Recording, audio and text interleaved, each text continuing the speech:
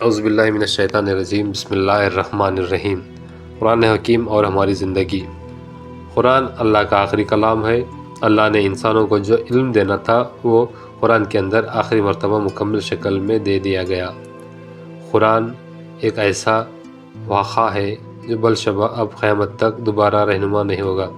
اگر کوئی ملک ہر قسم کے اثرات سے الگ ہو کر اکثر غیر جانبدارانہ طور پر تاریخ انسانیت پر نگاہ ڈالے اور یہ دیکھے کہ وہ کون سا واقعہ ہے جسے اس پوری تاریخ میں سب سے بڑا اور عظیم انقلاب انگیز قرار دیا جا سکتا ہے، تو وہ یقیناً اس نتیجے پر پہنچے گا کہ واقعہ نزول قرآن ہے۔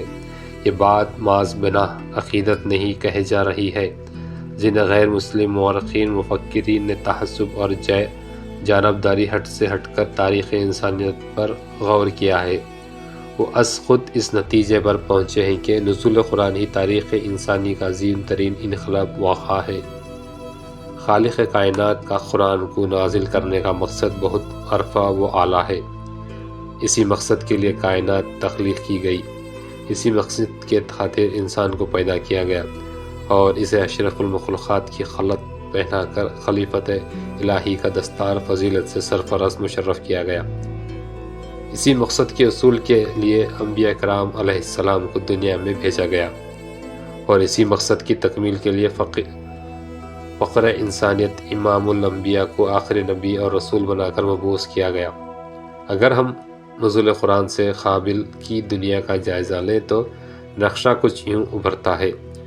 تصویر کچھ ایسی نظر آتی ہے کہ نزول قرآن کے وقت دنیا میں ہر طرف گمراہی، ظلمت، جہالت، شرک و بدعت، بت پرستی، وحشت، بربرات کی تاریکی اور غلامی و انسانی محکمی کا گھٹا ٹوپ اندھیرا اچھا تھا۔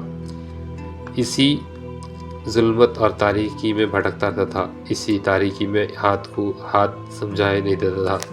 مصدق اس ظلمت و جہالت نجات کو کوئی راہ نظر نہیں آتی تھی، ہدایت فلاح کی کوئی تدبیر سمجھ نہیں دیتی تھی۔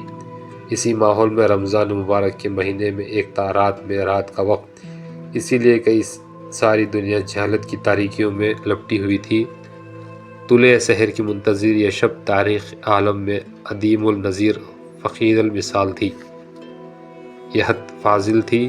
دنیا قدیم جہانوں میں اس رات ضمیر کائنات نے ایک ایسی کروٹ لی جس سے زندگی جو اپنے مقام سے بے خبر چلی آ رہی تھی، اپنے مقام اور منصب سے آشنا ہوئی۔ تمام نظام محققین جو غیر فطری بنیادوں پر استوار تھے باطل قرار پائے گئے۔ دنیا ایک نئے آئین حیات عطا ہوا جس میں تکمیل شرف انسانیت کی تمام راہیں واضح طور پر سامنے آ گئی۔ انسان کو حق و باطل کی تمیز کا صحیح پیمانہ عطا ہوا، اسی لیے اس رات کو قدر و منزلت کی رات کہا کر پکارا گیا، جس میں حق و باطل نکھار کر الگ الگ ہو گئے، ظلمت چھٹ گئی، نور پھیل گیا۔ انسانیت کو قرآن کی شکل میں قیامت تک کی زندگی کے لیے دستور حیات آ گیا۔ یہ تھا وہ ماحول جس میں قرآن کا نزول ہوا، اور یہ ماحول خود بتا رہا ہے کہ قرآن کے نازل کرنے سے مقصد کیا تھا۔ یہ ماحول فطرت سے اس بات کا تقاضا کر رہا تھا کہ انسانیت جہاں بے لب ہے، کمزور، وہاں مظلوم انسانوں کو اپنے ہی جیسے انسان نے اپنا غلام اور محکوم بنایا ہوا ہے۔ انسانیت چیخ چیخ کر کہہ رہی تھی کہ کوئی ہے جو انسانوں کو انسانوں کی غلامی سے نجات دلائے۔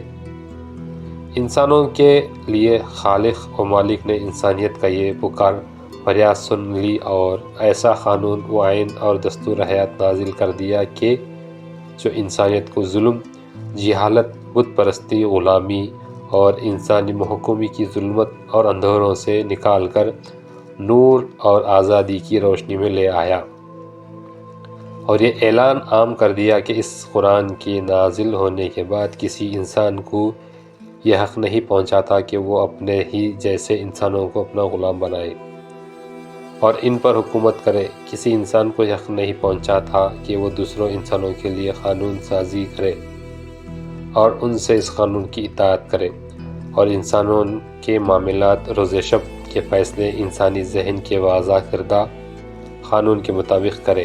آمین ثم آمین۔